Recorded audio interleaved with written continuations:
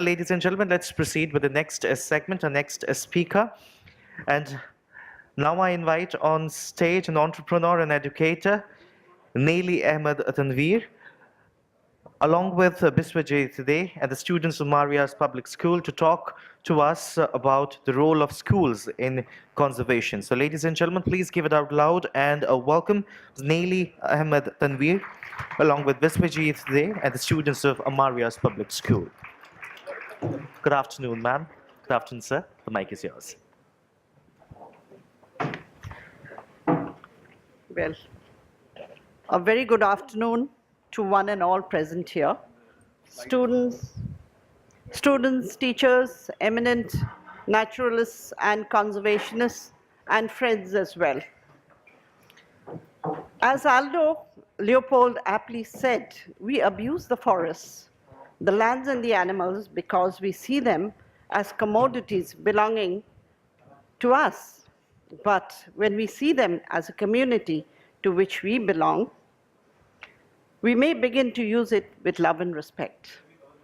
With this love and respect towards our own lands, its biodiversity and communities, we are here to give a presentation on the role of schools in conservation, where we illustrate our own pathways, where we have defined through our own success stories and roadmaps over the past few years.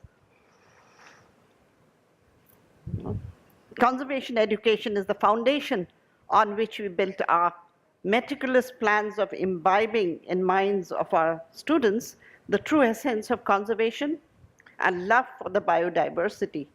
It began in Maria's Public School, Guwahati, Assam, India, 30 years back with a realistic vision, learning beyond the classroom. A vision which clearly explained to us, if we are a school located in one of the most prominent biogeographical hotspots of India, it only meant that our responsibilities were more, and it was our duty to connect our students and teachers to nature. Later, that vision was realized through one of its educational modules, Nature as a Classroom. Yeah. Being the driving force behind our small initiatives, Nature as a Classroom began with just plantation of trees. As you can see in the slides, students had participated in the green project named Huge Prokolpo, which Maria's Public School executed in collaboration with the government of Assam, with the government of the Forest Department.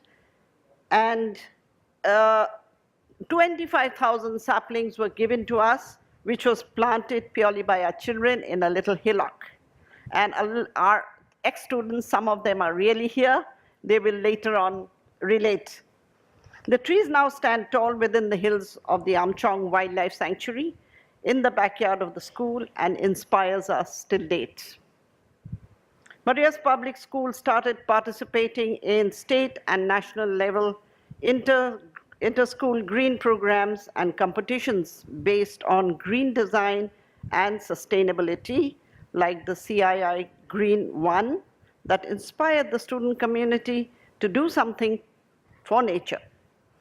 Numerous accolades encouraged them more, and Maria's Public School began its journey in conservation. Next. Yeah. Maria's was the first school in the Northeast India to send delegates to the UN conferences to the United States of America, and the presentations by the teams were all related to environmental awareness, sustainability, rural solutions, renewable energy, and the UN conference had given the students the stepping stones for future program related to conservation. Trying to balance between local and global in the early years, Maria's Public School was again the first school from Guwahati, Assam to create Shrishti, the fully operational eco-club that slowly began introducing important international dates like the Earth Day, World Environment Day, and the International Day of Biological Diversity to the students and the teachers. Soon we realized that conservation education and environmental studies for MPS needed a well-planned strategy that involved 3 basic steps. One, getting our own student and teacher community empowered and trained in the educational methods related to environment, biodiversity, awareness, and conservation education. Two, designing and implementation of ideas and execution of plans within the existing school curriculum and build local collaborations and connections first. Three, build global connections and learn from institutions from all over the world and build up organized task force to combat issues like climate change. This well-planned strategy was followed and was given to the teachers and students of Maria's Public School in due course of time, through which we had our own success stories. Mr. Biswajit Dey, the creative director, Maria's Public School, and our wonderful student, Upasana Padgiri, would carry forward the rest of the presentation for you. Over to you, Biswajit. Thank you.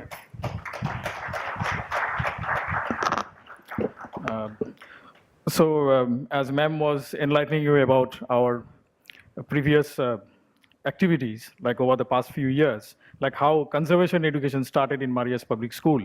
So this is how we started. Like we started taking the students out into the forest. And Maria's Public School is very fortunate to be located right beside the Amchang Wildlife Sanctuary. And till 15 years back, like we used to have elephants come into our backyard. Like it was a common phenomenon, like everyday occurrence. Like we still have a lot of snakes and birds coming to the school campus. So what we started introducing the concepts of citizen science to the students of Maria's Public School. We started taking them into the forests and we told them, like, why wait for the college days to go into the forests and start doing the biodiversity surveys? Why can't we do it right from the school? So we started from the class 6. So that's how early we started. And we started taking the students into the forest, and the students were made to identify a lot of species over there, come back, make their own reports, maybe academic reports first, and then some of the reports were sent to some of the partnering organizations like whom we work with. So this is a glimpse of some of the activities that we do in the forest. Like you can see that there's something which is written as GPS basic. Like yes, we are introducing the basic GIS right from the class 8 to the students, so that they can go into the forest, they can learn what is waypointing, they can learn, because our students, most of the students come and ask me like, what is the necessity of like learning about GPS? So I tell them, like, if you have seen a bird or an insect over there and you're trying to record it scientifically, you have to geotag your photographs and you have to note down the locations very carefully. Otherwise, it's not a good record. Maybe during the next course of years, that bird or that animal might not be there in the forest. So your record is going to be very significant. Like it might be the last record of that species. So as you can see, there's a student of ours, like who's like holding a butterfly in their hands. Like it's just a natural phenomenon. The butterfly just came and sat on our hand, because when we go into the forest, we do not encourage any student to touch the wildlife. They can photograph them, but no touching. The touching the waters of the forest like forms a part of our programs, and we are very heavily into birding. Like students love to do that. They photograph a lot of birds. They make their checklists. And we also introduce them to these ICT tools like eBird, BioBlades, Questa Game. So all these citizen science tools that you get in your mobile phones, in your apps, we introduce that to our students. So they have started using these tools right from the class 6 and 7s. So by the time they go to the class 11s and 12s, they're very proactive. They might be able to give you an entire scientific report of the last year. But this was Amchang last year. This is Amchang this year, so we can make a comparative analysis. And if I really show you the reports which are made by the students, they're really state of the art, and you'll find out that like maybe some of them were made by the PhD students. Like it's having that level. So the citizen science programs are very, very interesting for them, and they regularly use these apps. Like you can see the students using the apps for identifying the different species that they come across in the forest. And also some of the apps have come from our partner schools from different countries like US, UK, and Australia. They have sent us these apps. And we participate in contests, like how many birds did you find in a week? So these interesting activities actually engage the students more towards nature. Like they can explain conservation ethos in a much better way. So what we had done some years back, like it's like training up some soldiers and sending them, deploying them into the battlefront. So we trained 3 students from our school, like in media training, like they know how to make a film, they know how to edit a film, they know how to take photographs. So they have learned it in the school. And we have deployed them in some of the villages in the Khasi Hills and the Garo Hills. So we made them go into these villages, interact with the village schools, and there was a two-way exchange happening over there. Our students were teaching them how to use the computer and do emails. Our students were teaching them how to click photographs and make films. But in turn, like if I take a student from any city school from Guwahati into the forest and ask that particular person to identify the species of the plants which are present over there, he or she won't be able to do. Not even a biology teacher will be able to do. Like I can vouch on that. But if you go into the village schools, you'll find students over there, they can come up to you and say, okay, that's a plant that we chew to cure mouth ulcers. That's a particular plant which we are using for our vegetables, cooking our vegetables. That particular plant, the name is this and that, and it tastes really good if cooked well. So these village students are able to identify the plants much better than the city schools. So we tried to establish a connection between the village kids and the city kids, and we facilitated a two-way exchange. And as you can see in the slides, like some of our students are teaching the village students about photography and filmmaking. And below there are some of the photographs which were clicked by the people from the villages. Like it was an amazing exchange. Like we learned so many things. Like even myself as a teacher, like when I stepped into some of the villages in Khasi and the Garo Hills, like I felt that I actually don't know anything. Like my entire life, like I've never been exposed to all these kind of learning experiences. And while we were doing this exchange with the village schools, like the British Council got really interested in us, and they were doing some sustainability education program and environment education program in Northeast India. And they found Marias Public School to be the mentor school. They made us the mentor school. And they requested us to send teachers into remote areas of the Khasi and the Garo Hills. So that was a challenge that we had taken up. Like I myself, like I visited around 10 schools over there, and I was training the teachers and students over there. And some of the schools, like I had to trek like 7-8 kilometers, like up there in the mountains to reach them. But what I found out, they were little students, they do the same thing every day, and it fascinated me. Like they will climb up the mountains, they'll climb up 6 to 7 kilometers to go to the schools and again return back to their homes. The urge to get educated was so prominent in them that it inspired me as well. So what we had done, like we had trained these schools, like as you can see, like I'm sitting with a bunch of wonderful teachers over there, and I wish that these teachers could come to the city and visit every school. These teachers are wonderful in the sense that they have executed more than 20 international programs, like connected with sustainability and biodiversity awareness in the schools. So we did some really two-way exchange activity programs. And some of the students came up with some problems like how can we sensitize the people of the villages because there are so much of plastic in the village.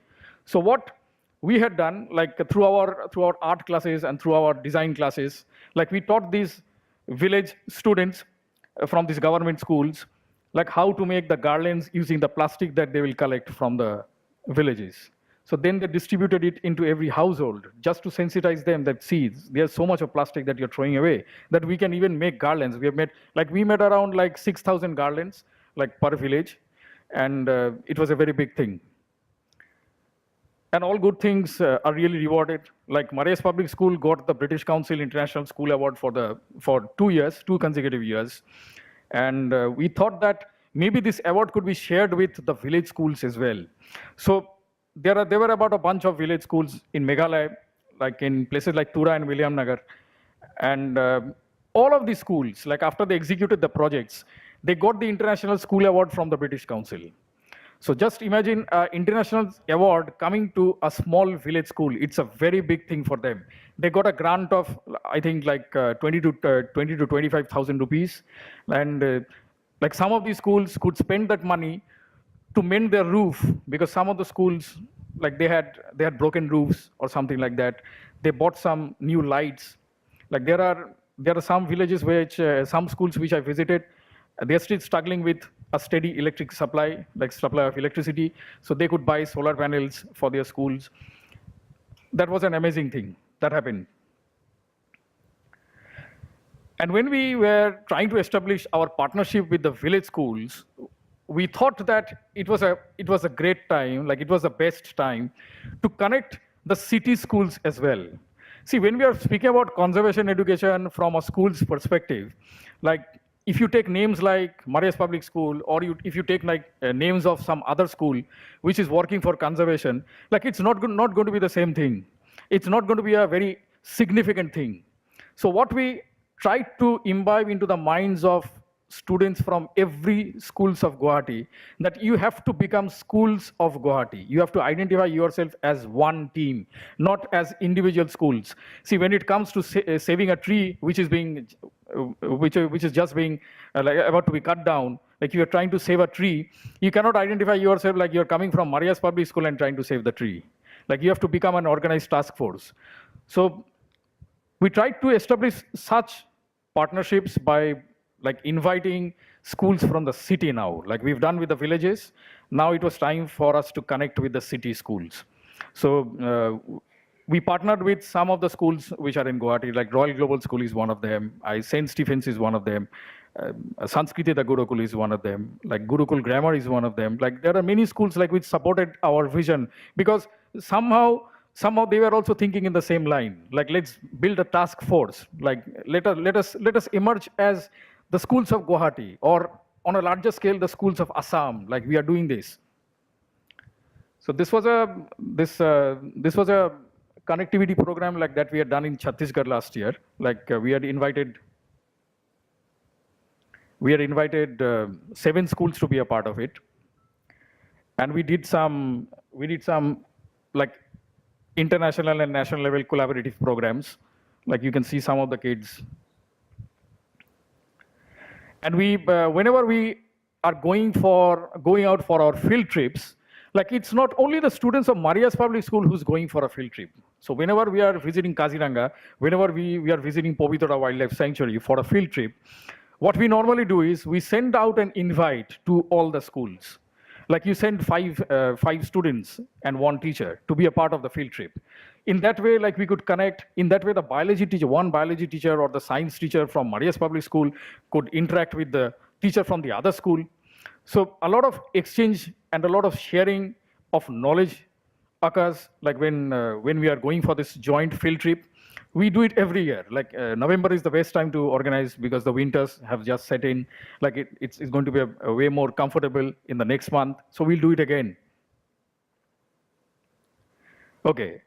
But now, like we try to connect the city schools with the village schools that we already were partnering with. And sometimes we found out that the language was a barrier. So we could not connect the city schools that appropriately with the village schools because language was a barrier and they were not being able to understand like what the ideas were. So we employed our battle strategy. Like we came up with a very innovative idea. We established the connection through art. Like we created something which is called art for conservation. So I'll show you some examples of art which is done by the students, because and when we are going to the forest, sometimes we encourage the students not to go with their cameras, because what we will tell them, like you have a good look at whatever you find amidst the forest. Like, just do not spend time in clicking photographs. You look at them, you sketch out them. So these were some of the sketches that we have done during our field trips in the Amchang Wildlife Sanctuary. And you can see that these are very rough sketches and very fast sketches of monkeys, the crows mobbing them, the forest, everything. We also came up with some of the illustrations in the school level like this to sensitize the students. Like, this is on deforestation.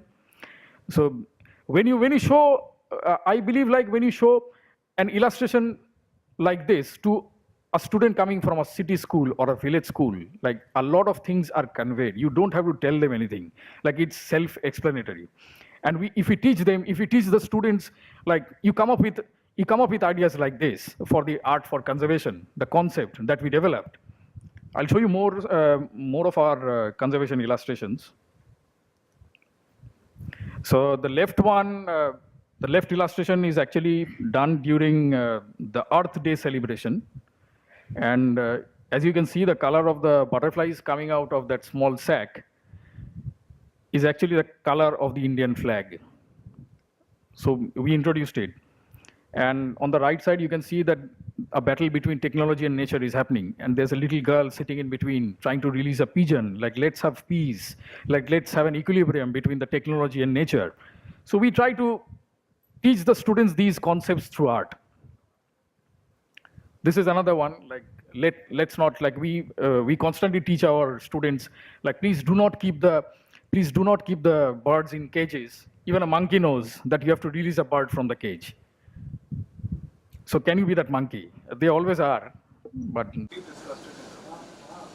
This is an example of a comic book which we are developing on tiger conservation, because we are very much in touch with Sanctuary Asia and doing the Kids for Tigers program. So we tried to develop some new aspects for the Kids for Tigers program by creating these comic books.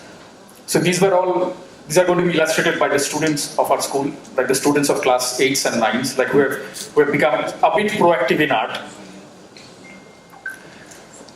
And I'll introduce you to a wonderful student of mine. She's Pratyushuti Barman, and she had been to US to participate in the Climate Change Congress, like, which Upasana is going to tell you more about.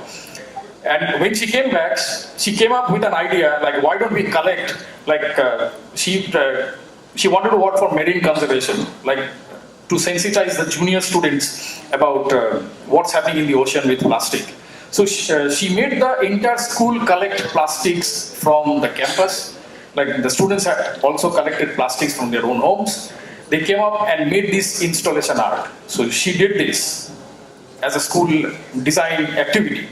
So this particular concept was taken by the junior students during the Earth Day, and they created this poster. So as you can see, all the animals are being created with plastic, and they came up with a slogan, don't let plastics replace our wildlife. So that's how we build, like, that's how we imbibe little concepts of conservation into the minds of the students. Like it's not always bookish, like, let us go into the forest, let us experience. This is a very recent illustration which we came up with. Like, the tiger is perfectly not happy with the hills being cut in Northeast India. And after imbibing these concepts of conservation education, like, amidst our students, like, Maria started hosting these national level conferences and programs. We were the co-host of the CMS Vatavaran Brahmaputra River Festival. Kids for Tigers, as I was telling you, like, we are very much in touch with Kids for Tigers. Like, we do it every year. Like, Sanctuary Asia comes to our school and organizes seminars, workshops for the teachers. And it's a very wonderful platform where kids learn, like, Kids for Tigers is not just for the tiger. Like, it's for the entire forest. It's for the community. It's for building up new collaboratives. So I think I'll pass on to my wonderful student, Upasana, like, to give you an insight, like, from local to global. These were all happening in Guwahati. These were all happening in India. So we thought, like, why not go global with our conservation education paradigms? A very good afternoon to one and all present here. So with sustainable and substantial partnerships established at the local sector between the rural and urban schools, and having connections with schools in countries like USA, UK, Brazil, Uruguay, Australia, Nepal, and Bangladesh, Maya's public school was now ready to go truly global. Regional and national level action plans could now be taken to the global sector, and international partnerships could be established through collaborative international projects and programs. Well, in the year 2015, Maya's Public School sent a delegation to the Student Climate Corps in Congress, abbreviated as SC3, in West Virginia, USA.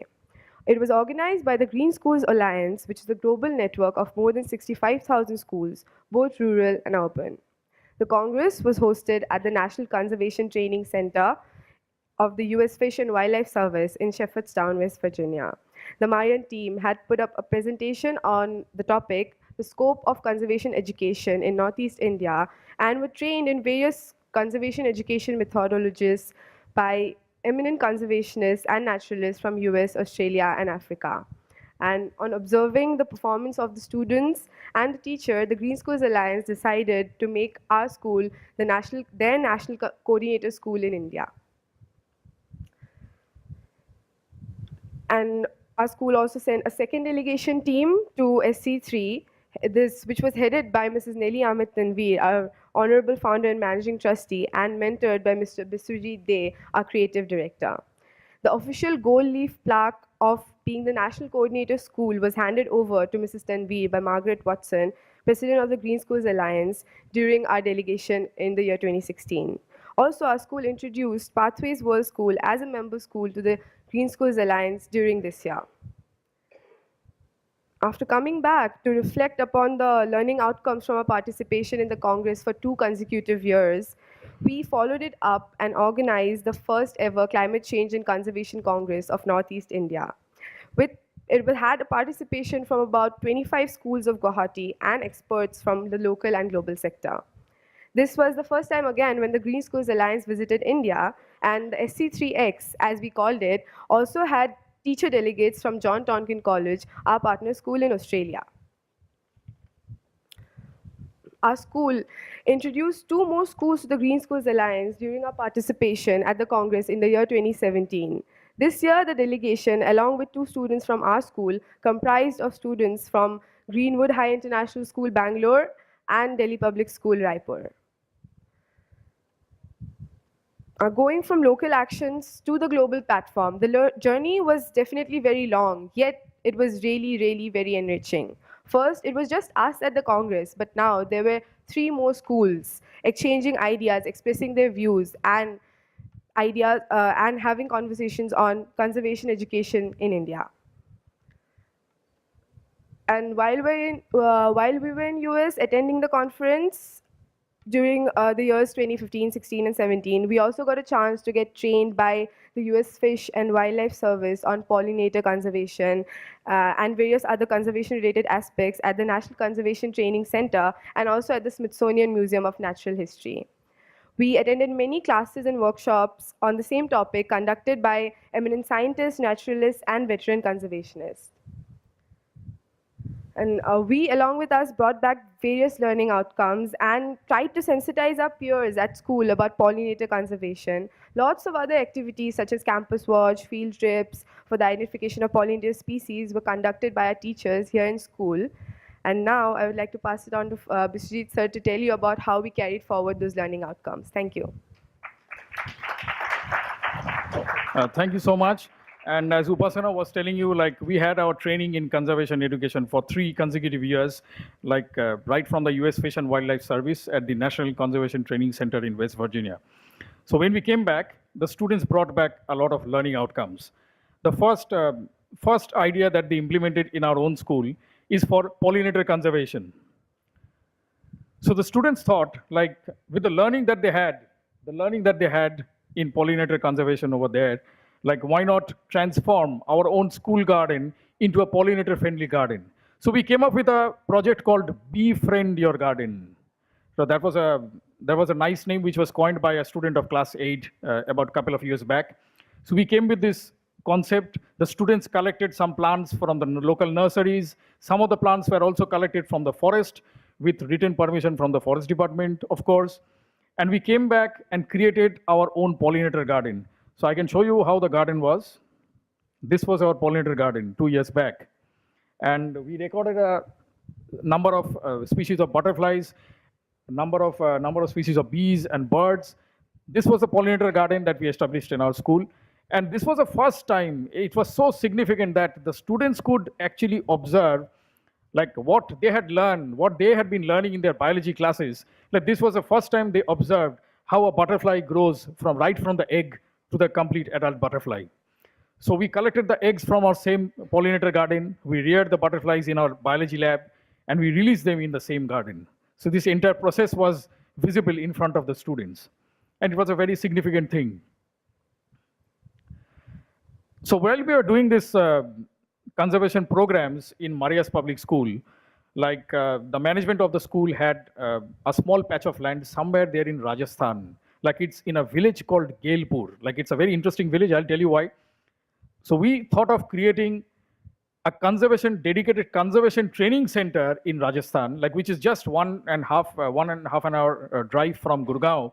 Like we created this conservation training center over there, where we started inviting schools from every Indian states. Because when we were working for our global connectivity programs and also the rural connectivity programs, like we needed funds. So what we started doing, like we started inviting these schools. These schools came and paid a certain amount of fees for us. The fees and the fund that we collected, like we spent in renewable energy projects in the rural sector. And we adopted some villages in Rajasthan, like some village schools were adopted over there. Like we gave them a board well. We are working on some renewable energy programs, installing solar panels and all. So this dedicated conservation training center we have been running for the past 5 years. And we run numerous programs over there. Like you can just have a glimpse of what our programs are. We do a lot of birding, we do a lot of activities over there. A lot of scientific study happens. We invite some of the best naturalists and ecologists from India as plenary over there to be our resource person. We did a program 3 years back, which was Save the Bats, and we connected the program with Bat Conservation International. So why bats? Because the village of Gailpur, like if you ever go to Gailpur, you'll find out that in the old village, the houses are inhabited by bats on the ground floor. On the first floor and the second floor, the people live. And the stench over there, the smell, it's unbearable. The people live over there, they're coexisting with the bats. They're not driving away the bats because there's a saying in Gailpur, when the bats came, the rains came to Rajasthan. So they are still trying to find out like how did that phenomenon happen. So it's considered to be very auspicious over there. So we have our conservation center in Gailpur just for this reason, because the community is so strong. It's coexisting with bats. Like this year also during the November, like from November 11th to 17th, we are running another camp over there. We are inviting 5 schools to be a part of it. And the best thing about this program is, like we do it with only small number of students. Like we do not want a huge crowd, like which we cannot manage. These are some further glimpses of our community connection programs, because we do a lot of resource sharing over there, because we give out stationaries, we give out our used computers to the schools, we collect funds for them in various projects. So through our success stories, like I'll just read it out. Like we have created our own roadmap. So when we gave our presentation on conservation education from a school's point of view, actually a school has enough power to do a lot of things. Like we started really small, like with programs in our school. Then we started connecting with the village schools. Then we connected the city schools. Then we expanded it from local to the global. So now we are connected with about 14 schools worldwide in 14 countries. And we are constantly having a sharing of information, like what birds did you get? Did you get lesser number of migratory birds this year? We found lesser birds in Povidora this year. So we'll wrap up with that. Thank you so much. And whoever is present over here, the organizations, the schools, we want you with us. Let us build an organized task force. Thank you so much.